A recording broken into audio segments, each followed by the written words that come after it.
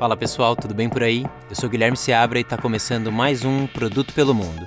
E se você já ouviu os episódios anteriores, já sabe que esse é um podcast quinzenal e tem como principal objetivo falar sobre como anda o desenvolvimento de produto em várias empresas e países diferentes.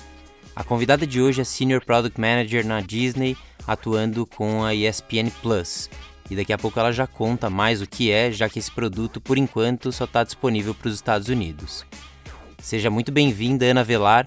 Conta pra gente como você começou a sua carreira em produto, incluindo a sua passagem pela Play Kids e o MBA que você fez no MIT. Obrigada, Guilherme. Eu acho que todo mundo tem uma história um pouco diferente de como foi parar em produto. Relativamente é uma posição que está ganhando popularidade há pouco tempo. Eu também entrei nisso sem saber que era produto. Basicamente, eu trabalhava com consultoria lá para 2013, consultoria estratégica em alguns projetos que eu estava fazendo, call centers e customer care e customer experience, e foi quando eu comecei a notar quanta coisa usuários reclamam e querem fazer de alguma maneira melhor, e que a gente tem toda essa tecnologia que pode ser desenvolvida para prover uma experiência mais digna, mais contente, mais stress-free para os usuários. Então eu estava pensando em sair de consultoria e botar o pé no mundo de startup. Eu não sabia o que eu ia fazer necessariamente. Foi uma época, acho que é engraçado que o pessoal, quando vai sair, sai mais ou menos na época, sai o bônus e tal, e você fala, vou mudar de vida, vou fazer outra coisa, agora, it's now or never. Na época eu lembro que teve aquela, como era o nome? Startup Weekend. Eu acho que era a primeira edição, não lembro, ou uma das primeiras edições. Era uma virada no fim de semana inteiro que você passava lá e tal. E aí eu conheci bastante gente lá. Conheci, não sei se era o MVP, Lean Product, algum Canvas, não lembro. Eric Ries, tudo isso. Comprei o livro da Eric Ries. Aí comecei, putz, tá interessantíssimo, quero fazer um negócio. Em paralelo eu comecei a falar com o pessoal que estava lançando uma startup, Horácio e Tati Poblet, que estavam fazendo a Leadface na época, que pivotou para Trustbox, e na época eu estava falando com eles e tal, então eu tive interesse em investir, também trabalhei um pouquinho com eles enquanto eu estava definindo o que eu ia fazer. E naquela época eu comecei a desenvolver umas ideias com dois amigos, Fábio Rocha, Vera Lon. Verinha, ela tinha trabalhado um tempo na West Wing, e o Fábio, ele tinha sido contratado pela Microsoft, ainda não tinha começado, estava esperando o visto e tal, e a gente, vamos pensar junto numa ideia. Eu queria fazer algo que fosse relacionado a delivery de medicamentos que tem repetição crônica e tal, que você tem que ir todo mês, cada 3 meses, enfim, comprar, e que para mim parecia uma oportunidade interessante. Era algo que algumas pessoas da minha família próximas precisavam. Eu falei, putz, é um problema interessante a resolver. Comecei a pesquisar tamanho do mercado, a indústria super fragmentada, entrevistando gente da indústria, entrevistando potenciais clientes e tal. E Fábio já desenvolvendo tal, o computador dele foi roubado com metade do código desenvolvido e tal, enfim, deu uma atrasada no projeto. Nesse meio tempo, alguém da Movile, Samantha, entrou em contato comigo, falou, então, você não está interessada em vir para a Movile? A gente é uma startup, então a gente tinha o quê? 300 a 500 pessoas na época? Não lembro, era bem pequena, mas super interessante, assim, a galera super inovadora. Era para reportar pro Andrés Blasodakis, que tá indo super, super bem no Brasil. Ele é um dos caras mais inovadores que eu conheci na minha vida. Que legal. Ele falou, não, então, a gente viu que várias startups estão contratando gente de consultoria e tá dando super certo, estão tendo um approach diferente, e não só produto, mas na verdade a posição acho que era voltada para growth. E aí eu falei, putz, super interessante para mim também. Falei, só tem um problema, eu tô abrindo uma empresa com uns amigos e talvez tenha um conflito de interesse aí. Eles falaram, não, de jeito nenhum, vai ser ótimo. Inclusive, aqui os produtos são subscription-based também, então você vai aprender bastante do que você pode aqui, que você pode aplicar lá, e vice-versa. Tá bom, funciona para mim. Mas aí eu acho que qualquer empreendedor que está escutando isso sabe que você fazer o seu negócio e trabalhar para mais alguém ao mesmo tempo não dá muito certo, não dá tempo. E ainda mais na época eu estava fazendo 2 cursos da Stanford Lab, Venture Lab, eu acho que era na época, sobre também Tech Entrepreneurship, tá? Então eu não sei que horas eu dormia, mas era Eu estava tentando absorver tudo como uma esponja, assim. E nesse tempo também a jornada na Móvel foi incrível. Eu trabalhava com diversos produtos, mas eu era uma tipo partner para várias pessoas de várias áreas, inclusive e trabalhava muito proximamente do pessoal de produto e do pessoal de marketing, porque era para ajudar a crescer o produto, então eu tinha que entender muito da parte de performance, mais dos números, tipo, como que a gente cria um modelo que é escalável lucrativamente. E ao mesmo tempo entender com a galera de produto quais são os capabilities que a gente tem, os assumptions ou UI, etc., que a gente pode testar, A/B testing, etc., para ver o que dá certo e o que não dá. Desde botão, cor, preço, até features diferentes. E aí eu comecei a me apaixonar por esse mundo de tecnologia, de startup. E a Móvel foi uma grande escola, porque tinha uma exposição muito grande a tudo, as coisas andavam super rápido. Trabalhei com pessoas incríveis, direto, Breno, Másio, Uhum. o Andrés, que eu já mencionei. Eu aprendi muito com o Arthur, o Steca, eu considerava ele um grande mentor também. E era assim, todo mundo pensava de uma maneira diferente. Era incrível conversar com uma pessoa A e pessoa B, são completamente diferentes, mas tinham pontos super válidos.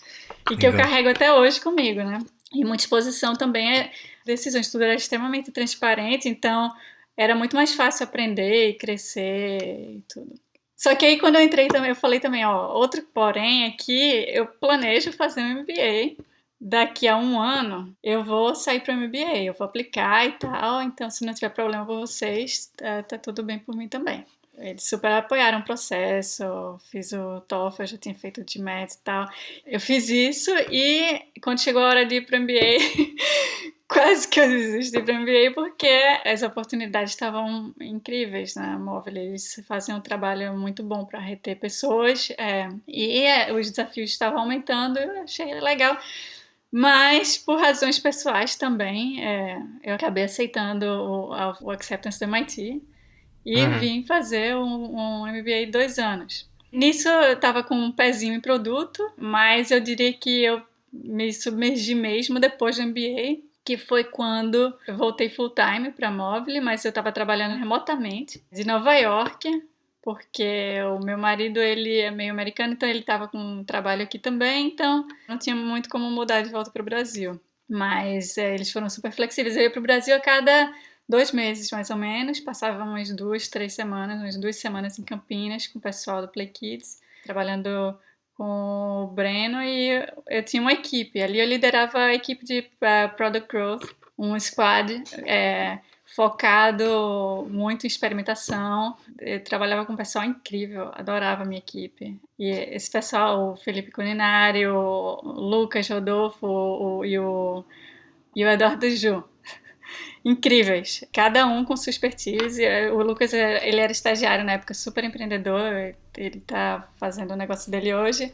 O Cune tá no iFood, mas essa galera é incrível, então eu adorava o que eu fazia, mas estava muito puxado, eu viajar tanto, né? E o estilo de vida tava um pouco taxing, assim, eu viajava bastante, passava pouco tempo em casa, aqui nos Estados Unidos, e nesse meio tempo alguém da ESPN entrou em contato comigo. Eles tinham uma oportunidade na equipe de growth deles, com produtos da ESPN variados, e conversei com eles, parecia algo super interessante também. Falei, bom, eu acho que faz sentido eu procurar alguma coisa, parar de viajar um pouco e testar uma empresa que seja americana e tal, também para ver o que eu aprendo de diferente e tal. E aí eu tomei essa decisão, a gente acabou se mudando aqui para Connecticut, a gente morava em Nova York na época, que é onde eu tô hoje em dia. Boa, deixa eu só dar um passo para trás aqui, Ana, porque tem muita gente nas mentorias que acaba perguntando quanto que vale fazer o MBA para a carreira de produto. Na minha opinião, a resposta é sempre depende, mas na sua visão, o quanto que você acha que essa passagem contribuiu para você se fortalecer ainda mais como PM? Quais habilidades e conhecimentos que você destaca que tenham vindo dessa experiência? Assim, ter um MBA não é um pré-requisito para ser um bom Product Manager. Eu conheço vários que não têm nenhum MBA e fantásticos. O que eu posso dizer que ajuda é o basicão, assim, que tem, acho que tem alguns MBAs que têm aulas hoje em dia sobre isso. Eu não tomei nenhuma aula específica sobre Product Management, nem sei se tinha na minha época, mas acho que é algo que até o Wilton tocou no ponto é que um Product Manager que consegue ver o impacto do que ele está fazendo no business, no negócio como um todo, entender o impacto de uma feature no P&L de uma empresa.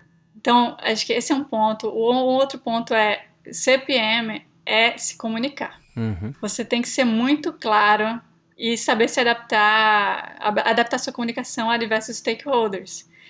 Então, o jeito que você vai se comunicar com parceiros, sei lá, da área editorial é diferente de um developer, de um designer e de um data scientist.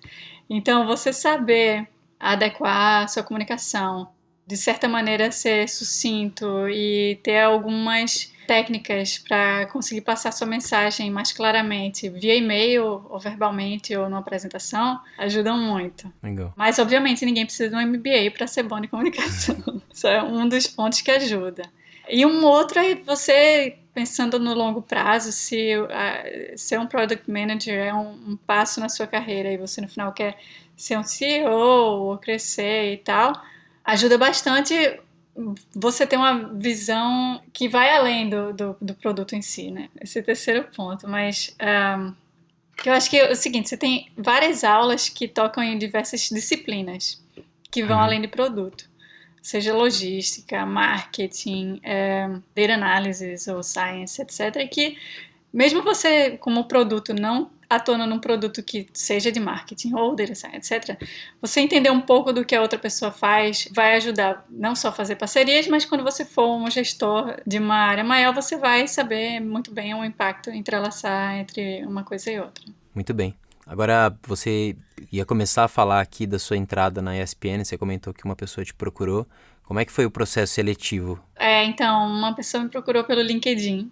A gente teve algumas entrevistas, que um par de entrevistas via Blue Jeans, na época. Uma call com ela, básica, assim, sobre a minha experiência e tal, um screening, depois com o hiring manager, que foi o meu primeiro hiring manager, e ele basicamente me perguntou sobre a minha experiência com growth, e um pouco sobre a minha história. Então foi mais um outro screening mais para básica de experiência e fit. Uhum. Depois disso, eu tive uma on-site, foram umas 8, 9 entrevistas, não sei, foi um dia inteiro com pessoas de diferentes disciplinas, que era a diretora ou senior director de design, algumas pessoas da equipe de produto, de project management, de data science, etc., e cada um tinha algumas perguntas que eles esperariam que uma pessoa que fosse atuar naquela posição tivesse a capacidade de responder ou aprender quando estivesse nessa função. E muito também, todos tocavam muito no ponto de fit. Então, eles tinham as perguntas deles também de entender se é uma pessoa com quem eu gostaria de trabalhar ou não, que acho que nos Estados Unidos é bastante comum eles procurarem um fit grande com a cultura. Uhum. É interessante, porque nos Estados Unidos também tem muita relocation, porque o país é grande, tem muita contratação de um país para o outro e tal. Bom, pelo menos na Disney, eles colocam pessoas, consultores à disposição para ajudar você a visitar e conhecer a cidade, escolher apartamento, tem ajuda de todo tipo para que a experiência toda, até a sua mudança, para que ela seja satisfatória, sabe? Assim, facilitar. Porque se mudar para outro país ou para outra cidade é bastante complicado. Imagina procurar casa, etc. Então é bacana que você tenha essa ajuda. Muito bem. A ESPN, ela já existe, se eu não me engano, desde 79. Tem muita gente que talvez não saiba que a Disney é dona da ESPN já tem algumas décadas. Acho que antes da gente comentar um pouquinho sobre o produto que você atua hoje, eu queria que você contasse como é que se dá essa organização. Então, a Disney é dona da ESPN, no seu LinkedIn você trabalha para a Disney, conta pra gente como é que é essa estrutura. Você tá em qual parte da Disney que olha para a ESPN? Certo. Não, assim, a Disney é gigante, ela cresceu bastante em base a aquisições. Eu trabalho hoje numa organização chamada DTCI, que é Direct to Consumer International, E dentro desse guarda-chuva de produtos e divisões, eu trabalho na divisão de esportes, ESPN and Sports Product. A maior parte do que eu atuo hoje em dia é ESPN Plus, que é um produto que existe aqui nos Estados Unidos por enquanto. Legal. E é um produto completamente digital, diferente do cable, que é a ESPN como ela é conhecida mundialmente. Então, a maioria do conteúdo é exclusivamente digital. O usuário ele paga uma subscription, uma assinatura. Continua por $5?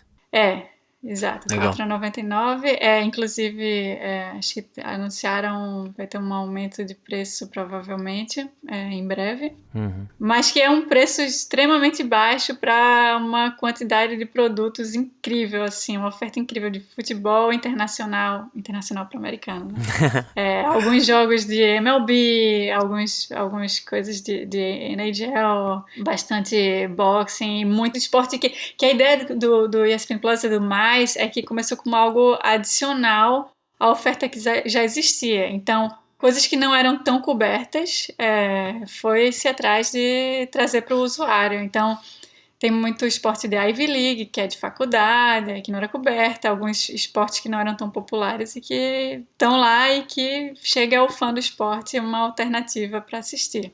Muito do meu trabalho é voltado a otimizar o produto para esse usuário, especialmente na parte de e-commerce. E também tem um produto que é em cima do ESPN Plus, que é um produto de pay-per-view que a gente trabalha bastante, que é voltado para o UFC. Então, o usuário que é um assinante da ESPN Plus, ele consegue comprar por pay-per-view lutas incríveis que são passadas com exclusividade nessa plataforma aqui nos Estados Unidos. Entendi. Uma das coisas que eu queria discutir aqui, que eu acho que vale a pena a gente falar, há anos se fala da morte da TV a cabo, não só nos Estados Unidos, mas no mundo inteiro. Inclusive eu já vi um vídeo que falava sobre a ESPN e eles falavam também sobre o que significava eventualmente uma morte do cabo e como a ESPN se reinventava. O que vocês estão criando ali que se diferencia efetivamente do cabo? Por que é diferente um americano que já tem TV a cabo e que já tem a ESPN, que ele já conhece há muitos anos, do ESPN Plus? Certo, não, ótima pergunta. Eu diria que a maior parte, quase todo, o conteúdo que a gente tem na ESPN Plus é exclusivo dessa plataforma e não passa no cabo. Uhum. Existem alguns conteúdos que são uma interseção, assim, que estão entre os dois e que alguém desenvolveu uma feature para ajudar o usuário a escolher qual stream ele quer ter. Mas a maioria é exclusivamente do que foi desenvolvido para a ESPN Plus. Ou direitos que são adquiridos especificamente para a ESPN Plus. Então, tem muito usuário que é assinante do cabo e assinante do Plus. E aí volta para aquele ponto do próprio nome do brand do ESPN Plus, que é o mais, né? Você está adicionando a oferta de esportes e produtos que você tem já através do cabo. Muito bem. E tem a discussão no mundo inteiro, e aqui no Brasil também, de não dá para matar a TV a cabo quando a gente fala da parte de esporte, porque você tem todos os eventos ao vivo e não é simples assim só trocar, né, da TV a cabo para um streaming, porque tem muito dinheiro envolvido, tem gente que já está conectada com aquilo, então acho que a indústria ainda vai evoluir bastante com relação a isso, né? Sim. Uma coisa que eu entendo dos Estados Unidos e que eu imagino que seja assim em vários países é que em relação a broadcasting e tal, os direitos eles são leiloados ou postos à compra anos à frente. Mas você comprar o direito de uma NFL, de uma NBA, de uma MLB, etc., são coisas tão populares e tão caras que quando se faz qualquer coisa desse tipo, acontece anos antes, um tempo antes do fato acontecer. Boa. Uma dúvida que eu tenho quando eu penso num produto novo, totalmente digital da ESPN, e considerando que é uma empresa que já existe há muitos anos, como é que vocês estão construindo a cultura da empresa. Então já tem muita gente que já estava produzindo conteúdo para o cabo, mas também para site, para portal, né, de notícia. Mas pensando na cultura, existe conexão entre os times da ESPN que já estavam produzindo conteúdo para os meios tradicionais, ou como é que se dá isso? Pergunta interessante. Eu vou dar um passo atrás, que tem a ESPN Plus, que é um produto específico, mas a gente tem a marca da ESPN e um campus gigante por trás disso, em Bristol, com, sei lá, 16 prédios, que agora a sua maioria estão vazios por um tempo, mas que uma equipe gigante. Então tem pessoal que compra conteúdo, tem pessoal que é editor, jornalistas, etc. Tem outras pessoas que estão relacionadas mais proximamente à equipe de produto, como designers, developers. Mas eu acho que assim, o fato de trabalhar no campus, eu acho que continua muito a parte disso, mas todo mundo muito mais próximo, então você é muito incentivado a almoçar com essas pessoas, conhecer elas. Isso é uma coisa diferente da ESPN em relação a outras empresas dos Estados Unidos, eu acho, ou pelo menos a cultura em Nova York, etc., que aqui o pessoal realmente para e almoça junto. Isso não é muito comum nos Estados Unidos. Então a gente descia lá no main café, marcava bate-papos ou cafés à tarde, enfim, para realmente criar relacionamentos.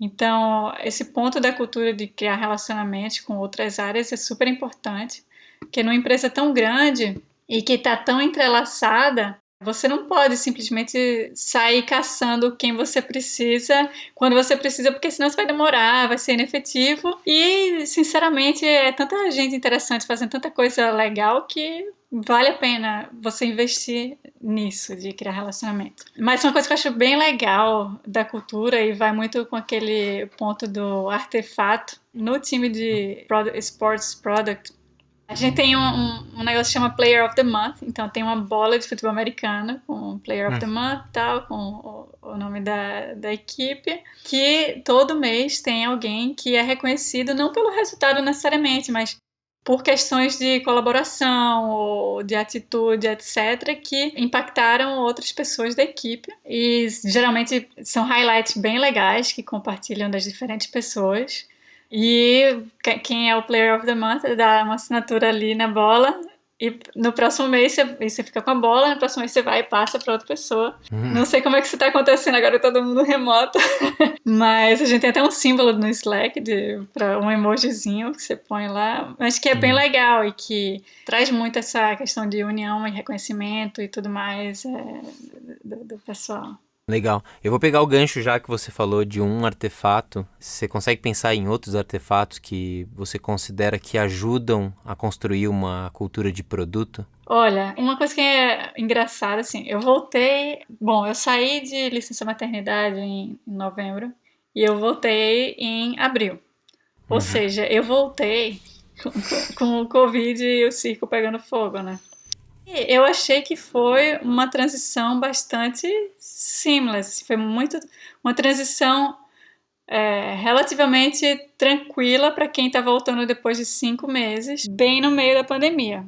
Então, eu acho que não é um artefato ou um conjunto de artefatos muito exclusivo, não é nada exclusivo necessariamente da Disney, mas eu achei que a colaboração online foi extremamente facilitada pelo uso do Slack, pelo uso do Trello, para a questão de roadmap e tal.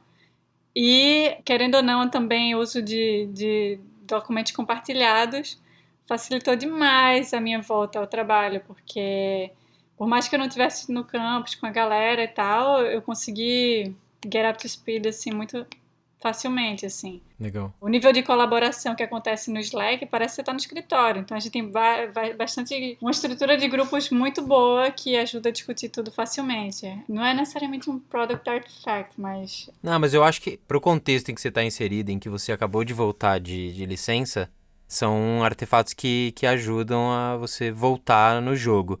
Deixa eu te perguntar como é que é ser uma PM, mãe, na quarentena, porque aqui em casa a gente tem 2. Eu tenho aqui o meu lado da história, mas eu queria ouvir você. Como é que tá sendo isso? Olha, eu vou te falar que, assim, é difícil, mas acho que podia ser pior. Eu acho que a empresa Disney em si, ela é muito family friendly. e não dava para ser de outra maneira, né? É uma empresa super voltada à felicidade das famílias e tal. E então, uma frase que uma pessoa lá no trabalho falou, uma pessoa alta liderança, que eu achei muito bacana, é que para as pessoas terem em mente que não é que elas estão trabalhando de casa, elas estão trabalhando durante uma pandemia. Você tem criança para cuidar em casa, você tem as tarefas de casa domésticas normais, cozinhar ou limpar, etc. E você tem o seu trabalho.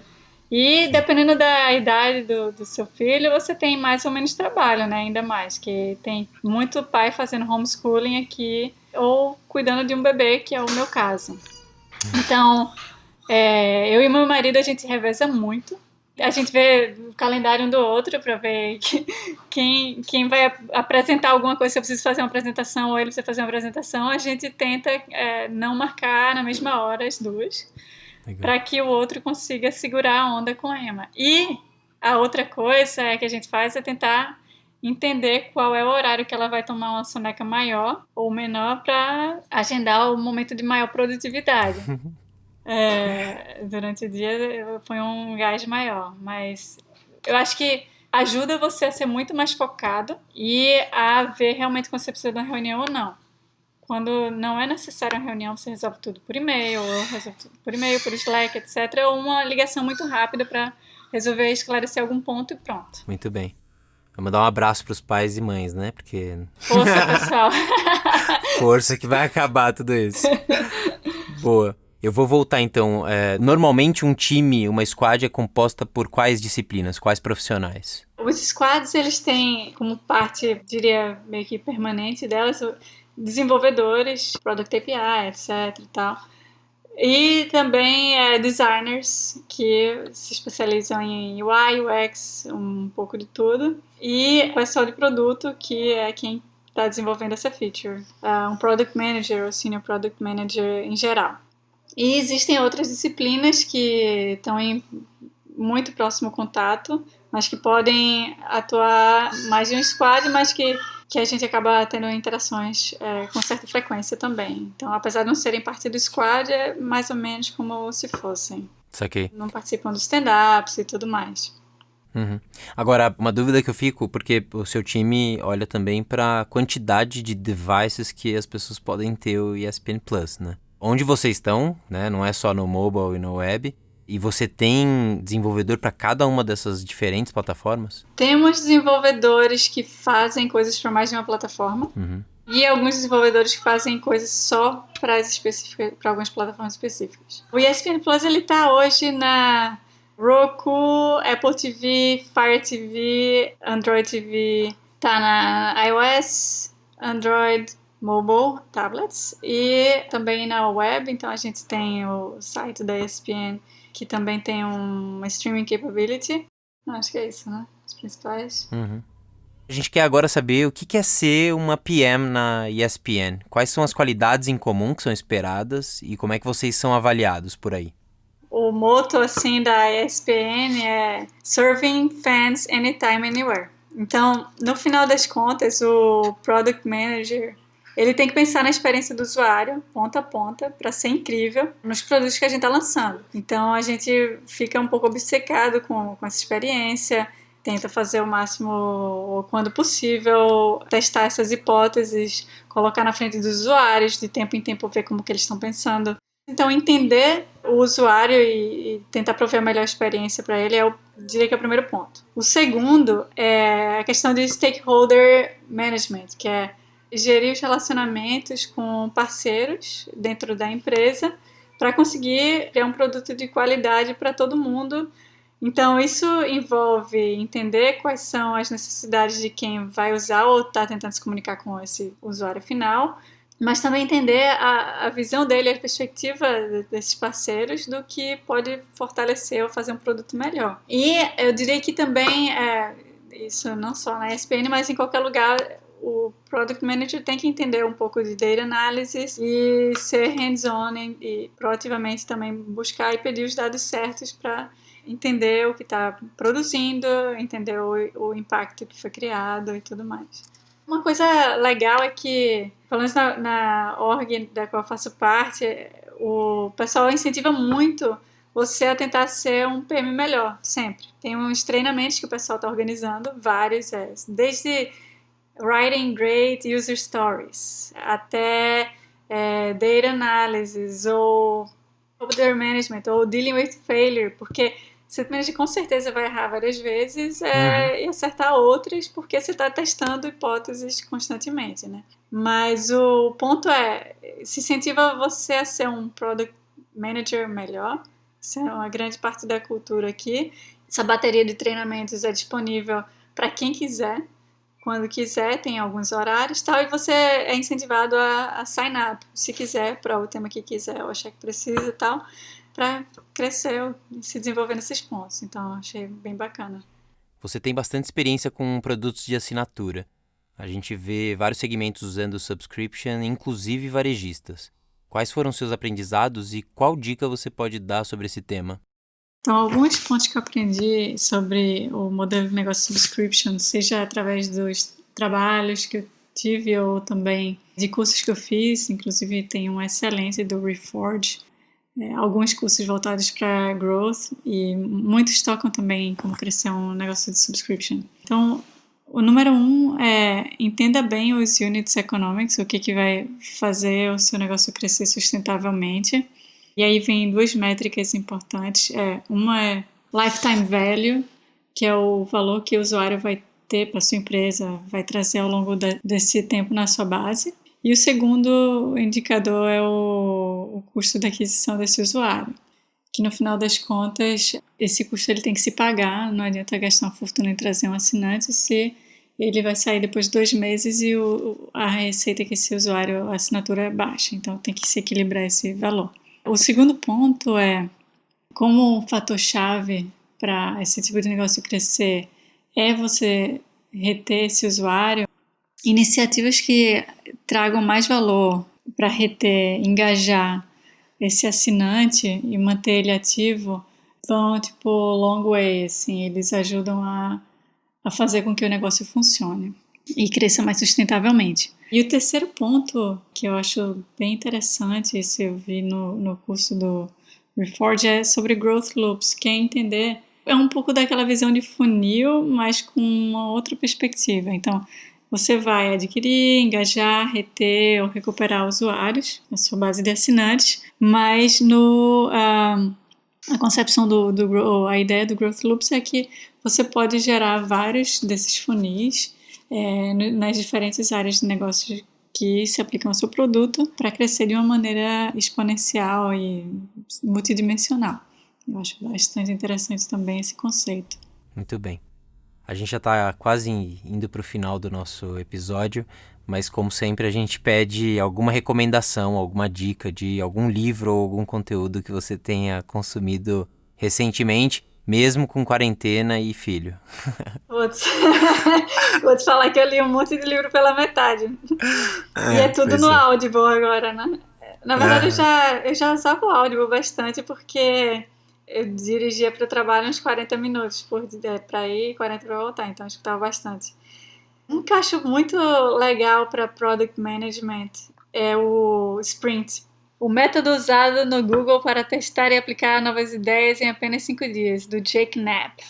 Eu achei espetacular, porque ele mostra como testar algo muito rapidamente, e são coisas complexas que eles estão testando, e envolvendo os principais stakeholders que têm que se envolver na decisão. Então, tanto no processo de entender o problema, até criar e validar e testar os protótipos, como essa jornada é simplificada e focada, eu achei incrível. E também, quando envolver cada pessoa, para garantir que uma vez que seja aprovado, você consiga release it, enfim, implementar e liberar para os usuários, mas eu achei uma maneira barata, no bom sentido da palavra, de errar, aprender e botar para fora ou colocar para o usuário algo que realmente tem valor. Muito legal. Ana, quero te agradecer, foi muito bom conhecer suas experiências, espero de verdade que as pessoas que estão ouvindo aqui também curtam. Eu que agradeço a oportunidade, é muito legal poder compartilhar um pouquinho com a comunidade de produto no Brasil, que está cada vez mais forte, crescendo. Que agradeço. A gente vai ficando por aqui com mais um episódio de Produto pelo Mundo. Não deixa de se inscrever no seu tocador de podcast favorito, assim você recebe os avisos quando tiver episódio novo. Esse podcast foi uma produção da Mnemônica, com edição de Pedro Moleiro. Eu sou Guilherme Seabra e a gente se encontra no próximo episódio. Até!